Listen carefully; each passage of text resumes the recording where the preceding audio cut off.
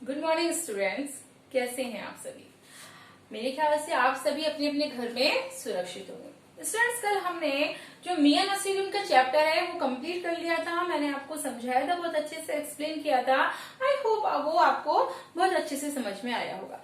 तो स्टूडेंट्स, आइए आज हम उनके जो प्रश्न उत्तर हैं उनको सॉल्व करते हैं, अर्थात उनको समझते हैं। देखिए, उस चार्ट का पहला क्वेश्चन है, मियां नसीरुद्दीन को नानबाइयों का मसीहा क्यों कहा जाता है। लेखिका ने उनको नानबाई का मसीहा क्यों कहा। देखिए, लेखिका ने मियां नसीरुद्दीन को नानबाइयों का मसीहा इसलिए कहा क्योंकि वे स्वयं को खानदानी नानबाई कहते थे। जो नसीरुद्दीन थे वो अपने आप को स्वयं क्या कहते थे, मैं तो खानदानी नानबाई हूँ। वे अन्य नानबाइयों के जो मुकाबले स्वयं को श्रेष्ठ मानते थे। वो कहते थे कि मैं अन्यों के मुकाबले बहुत श्रेष्ठ हूँ, हर चीज में मैं महारत हासिल कर रखा हूँ, क्योंकि उन्होंने ये नानबाई का जो प्रशिक्षण है अपने परिवार की परंपरा से प्राप्त किया है। वो उनका ऐसा कहना था कि मैंने जो प्रशिक्षण लिया है नानबाई का, अर्थात 56 प्रकार की रोटियां बनाने का जो प्रशिक्षण लिया है अपने बुजुर्गों से लिया है, परदादा दादाओं से लिया है। उनके जो पिता थे मियां बरकत शाही, वो नानबाई गड़ैया वाले के नाम से प्रसिद्ध थे। मैंने आपको शायद चैप्टर में भी समझाया था, उनके पिता जो थे बरकत जी, वो नानबाई गड़ैया के नाम से प्रसिद्ध थे। और उनके बुजुर्ग जो दादा थे वो भी यही काम किया करते थे, यानी कि दादा परदादा भी यही काम किया करते थे नानबाइयों का, अर्थात 56 प्रकार की रोटियां बनाने का। वे बादशाह को नई नई चीजें बनाकर उनको खिलाते थे तथा उनकी प्रशंसा प्रताप करते थे, अर्थात बादशाह की प्रशंसा लेते थे। कौन? उनके बुजुर्ग। और मियां नसीरुद्दीन जो थे वो भी इस कार्य में माहिर थे और 56 प्रकार की रोटियां बनाना जानते थे। इसलिए उनको नानबाइयों का मसीहा कहा गया है। आई होप आपको पहला आंसर समझ में आ गया होगा। सेकंड देखते हैं हम, लेखिका मियां नसीरुद्दीन के पास क्यों गई थी, है ना। वो क्यों गई थी, क्या रीजन था। अचानक क्या हुआ, लेखिका एक दिन दोपहर को वो निकली थी जामा मस्जिद के पास, जो मटिया महल के पास जो निकलती है जामा मस्जिद, उसके पास वो गई थी घूमती हुई बाजार। और वहां उन्होंने देखा कि जो गड़ैया मोहल्ला है उसी तरफ निकलती हुई वो जाती हैं। और वहीं उनकी नजर एक बिल्कुल सामान्य सी अंधेरी सी एक दुकान पर पड़ती है। मतलब कोई खास अच्छी दुकान नहीं थी, सिंपल सी एक दुकान थी जिसपे उनकी नजर पड़ जाती है। उस दुकान के पास वो वहां जाती हैं जहां पर पट पट की आवाज आती है। तो उनको लगता है कि शायद आटा गूंथा जा रहा है। किसके लिए गूंथा जा रहा है? सेवइयां बनाने के लिए। लेकिन उनको ये भ्रम होता है और जब वो जाती हैं पूछती हैं उनसे, मियां नसीरुद्दीन से, कि क्या यहाँ पे सेवइयां बनाई जा रही हैं, तब वो बताते हैं कि नहीं, यहाँ पर वो सेवइयां नहीं बनाई जा रही हैं, बल्कि यहाँ पर तो 56 प्रकार की रोटियां बनाई जाती हैं। और ये जो आटा गूंथा जा रहा है ये रोटियां बनाने के लिए गूंथा जा रहा है। उसने सोचा कि शायद ये लोग वो ये सोच रही थी बल्कि ये आटा जो है वो सेवइयां बनाने के लिए गूंथा जा रहा है। जब वो ठिठक जाती हैं और रुक जाती हैं, लेकिन ये गलतफहमी होती है उनकी, वहां पे रोटियों के लिए आटा गूंथा जा रहा है। जब उसने पूछा तो उसे पता चला कि ये खानदानी नानबाइयां मियां नसीरुद्दीन की दुकान है। जब उससे पूछती हैं, बात करती हैं, उन्हें पहले नहीं पता था कि वो तो समझती थी कि साधारण सी दुकान है, लेकिन बाद में उन्हें पता चलता है कि ये खानदानी जो मशहूर लोग थे नानबाइयों की दुकान है। मियां नसीरुद्दीन जो थे वो 56 प्रकार की रोटियां बनाना जानते थे और इस वजह से वो काफी प्रसिद्ध थे, फेमस हो गए थे। तो लेखिका को भी ये बात पता चलती है उनके द्वारा कि वो 56 प्रकार की रोटियां बनाना जानते हैं और हम बहुत ही मशहूर हैं इस काम को करने में, हमने महारत हासिल कर रखी है। सारी बातें वो लेखिका को बताते हैं। वह उनसे उनकी इस कारीगरी का रहस्य जानने के लिए उनके पास जानती हैं, अर्थात जो कारीगरी थी, रोटियां बनाने की जो एक प्रशिक्षण था, जो एक कला थी, वो किस प्रकार बनाई जाती है, किस प्रकार होता है उसमें सारा प्रोसीजर, वो ये सारी बातें पूछने के लिए उनके पास जाती हैं। और उन्होंने नानबाई का प्रशिक्षण कहाँ से लिया, किससे लिया, कैसे लिया, ये सारी बातें जानने के लिए लेखिका उनके पास जाती है। अब आपका तीसरा क्वेश्चन है, बादशाह का नाम का प्रसंग आते ही लेखिका की बातों में मियां नसीरुद्दीन की दिलचस्पी क्यों खत्म होने लगी, है ना। जब लेखिका उनसे क्वेश्चन करती हैं कि बादशाह के यहाँ पर के बारे में बातें करती हैं, पूछती हैं, तो उनकी जो मियां नसीरुद्दीन थे उनका इंटरेस्ट उनकी बातों से कहीं ना कहीं खत्म होने लग जाता है, क्योंकि काफी वो कुरेद की बातें पूछ रही थी। तो क्यों उनका इंटरेस्ट खत्म होने लगा, तो आइए इसका क्वेश्चन का आंसर हम जानते हैं। लेखिका जब मियां नसीरुद्दीन से उनके खानदानी नाई बाई होने के का रहस्य पूछती हैं तो उन्होंने बताया कि उनके जो पिता थे वो शाही नानबाई गड़ैया वाले नाम से प्रसिद्ध थे। पहली बात तो उन्होंने ये बताई उनको, और जो उनके दादा आला थे वो नानबाई नाम से प्रसिद्ध थे। दूसरी बात उन्होंने ये बताई, और उनके जो बुजुर्ग थे बादशाह के लिए भी रोटियां बनाए जाते थे। उन्होंने ये भी बात बताई कि उनके जो बुजुर्ग थे वो बादशाह के लिए रोटियां बनाते थे। और एक बार तो बादशाह ने उनके बुजुर्ग से ये तक कह दिया कि हमें कोई ऐसी चीज बनाकर खिलाइए जिसमें जो आग पर पकती ना हो और जिसमें पानी भी ना लगता हो, कुछ ऐसी चीज हमें पकाकर बताइए, है ना। और उनके बुजुर्ग ने ऐसी बादशाह को चीज बनाकर खिलाई भी, और बादशाह को वो चीज पसंद भी आई, और बादशाह ने उनकी खूब तारीफ भी की। इस तरह से वो सारी बातें मियां नसीरुद्दीन किसको बता रहे हैं, लेखिका को बता रहे हैं। और बादशाह ने उनकी काफी प्रशंसा की कि देखो इसने इस तरह की चीज बनाई, इस तरह से बताते हैं। लेखिका जब बादशाह का नाम उनसे पूछती है कि भाई आपके बुजुर्ग ने जो रोटियां पकाकर खिलाई हैं वो कौन सी थी, और या फिर कौन सी चीज बनाकर खिलाई थी, किस प्रकार से बनाई थी, वो कौन से बादशाह थे, उनके बारे में जब वो जानना चाहती हैं तो वो क्या करते हैं, नाराज हो जाते हैं, थोड़ा सा इरिटेट हो जाते हैं, चिढ़ जाते हैं। वो सोचते हैं कि यार ये तो बादशाह का नाम पूछने लग गई।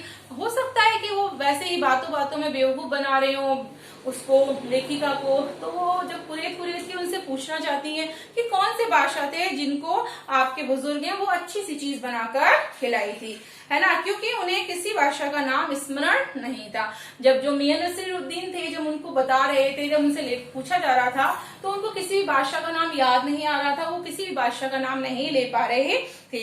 लेकिन ने जब बहादुर जफर का नाम लिया तो उन्होंने खींचकर कहा हाँ यही नाम लिखा होगा या यही नाम होगा। मतलब जो लेखिका अपनी तरफ से बात पूछ रही थी कि कौन से बादशाह थे, बादशाह जफर, तो वो थोड़े से खींच गए, चिढ़ से गए, इरिटेट हो गए, और उन्होंने कहा हाँ शायद यही बादशाह होंगे। वो इस तरह से मियां जो नसीरुद्दीन थे लेखिका से कहने लगे कि हाँ शायद यही नाम होगा। लेखिका के इस प्रकार के प्रश्नों से जो मियां जी थे वो परेशान हो गए, और उनकी जो दिलचस्पी थी उनसे बातें करने का जो इंटरेस्ट था वो कहीं ना कहीं क्या हो गया, खत्म हो गया, समाप्त हो गया।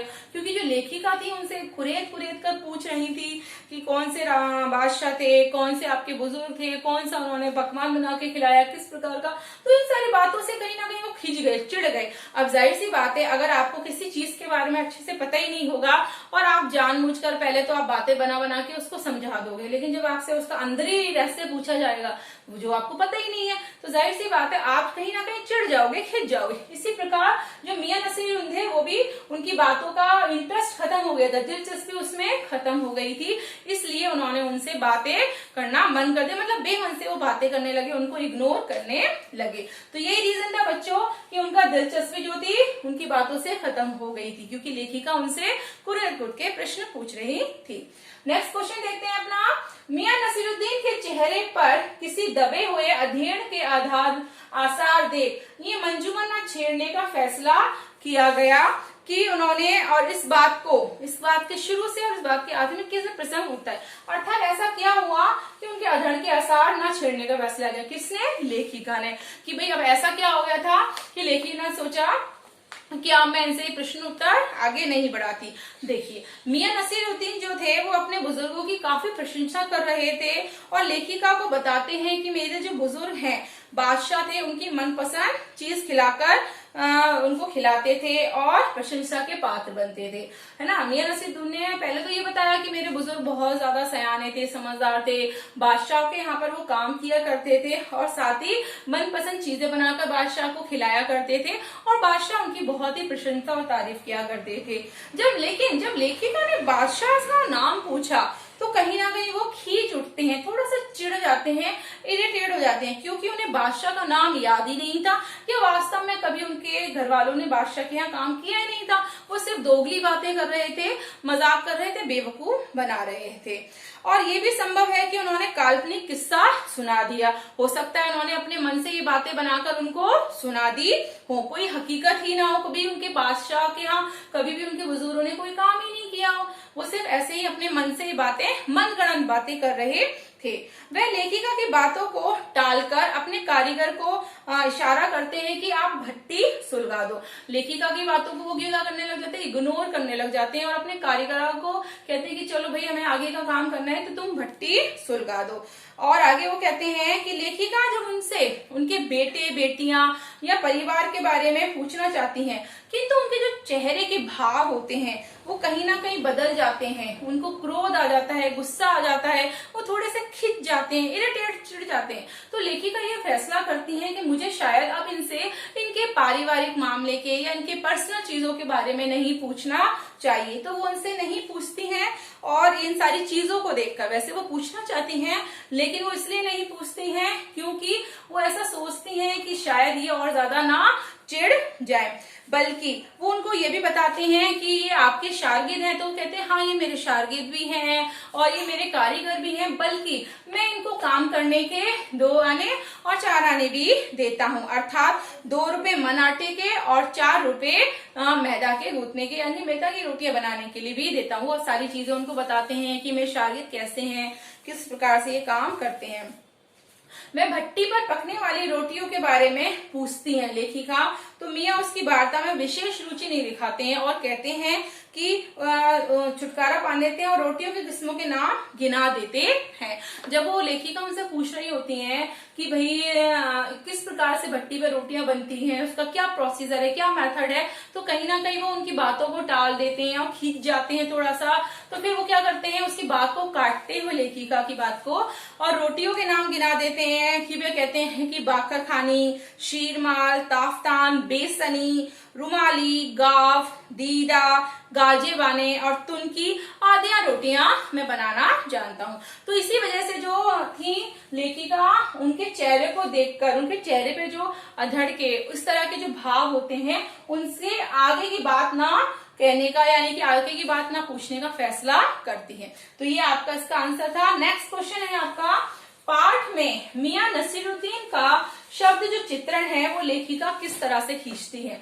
मतलब जो लेखिका है, लेखिका ने ये कहानी जब लिखी और उन्होंने मियां नसीरुद्दीन का जो कैरेक्टर प्ले किया है वो किस तरह से उन्होंने उसके बारे में खाका खींचा। देखिए, लेखिका मियां नसीरुद्दीन जो थे वो 70 वर्ष के हैं और वे चारपाई पर बैठे हुए हैं। वो बता रही है कि जब मैं उनके पास पहुंचती हूँ तो वो चारपाई पर बैठे हैं और बीड़ी का मजा ले रहे हैं, अर्थात बीड़ी पी रहे हैं और मौसमों की मार से उनका जो चेहरा है वो पक गया है। देखिए, कई बार ऐसा होता है इंसान पे जब जिम्मेदारी आ जाती है, परेशानी होती है, टेंशन होती है, तो अच्छे खासा इंसान भी थोड़ा सा इन सारी परेशानियों में डूब के उसका जो चेहरा हो जाता है बेकार सा लगने लगता है, पक जाता है। मौसमों की मार से बता रही है उनका जो चेहरा है वो पका हुआ है।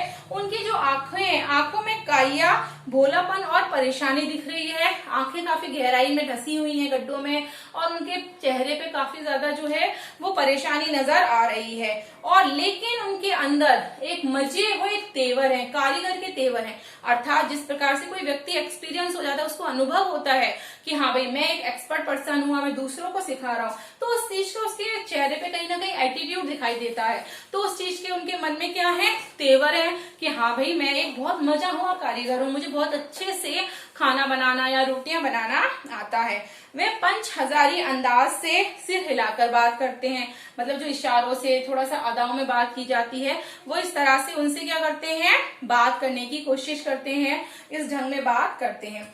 और वे अखबार वालों को निठल्ला समझते हैं। वो कहते हैं कि मुझे जो अखबार वाले हैं और साथ में जो इस तरह से वो खोजबीन की बातें पूछते हैं, कुरेद कुरेद के बातें करते हैं, तो उनको अखबार वाले और साथ में ही जो अखबार पढ़ते हैं वो कहते हैं उनको ऐसा लगता है कि ये समय नष्ट करना है अखबार पढ़ना। तो उनको ऐसा फील होता है कि जो अखबार वाले लोग हैं, अखबार जो छापते हैं और साथ में अखबार पढ़ने वाले, दोनों ही निठल्ले होते हैं, अर्थात फालतू होते हैं, उनके पास कोई काम धंधा नहीं होता। इस तरह से उन्होंने लेखिका ने उनके बारे में बताया है। और साथ में उन्होंने ये भी बताया लेखिका ने कि उनको 56 प्रकार की रोटियां बनाने के लिए प्रसिद्ध थे, फेमस थे, अर्थात हर कोई उनको इस तरह से जानता था कि मियां नसीरुद्दीन जो है वो 56 प्रकार की रोटियां पकाने में महारत है। नानवाई का प्रशिक्षण जो लिया था उन्होंने वो अपने पिता से और अपने दादा परदादाओं से लिया था।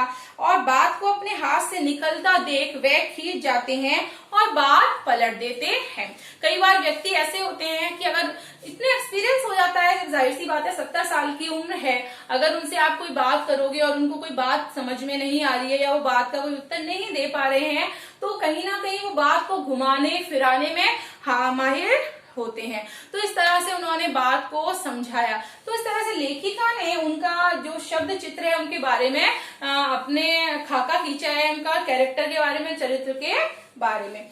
तो स्टूडेंट्स, आज हमने ये क्वेश्चन आंसर्स डिस्कस किए थे आपके चैप्टर मियां नसीरुद्दीन, जो क्वेश्चन आंसर्स आपको अपनी पाठ्य पुस्तिका में करने हैं। धन्यवाद।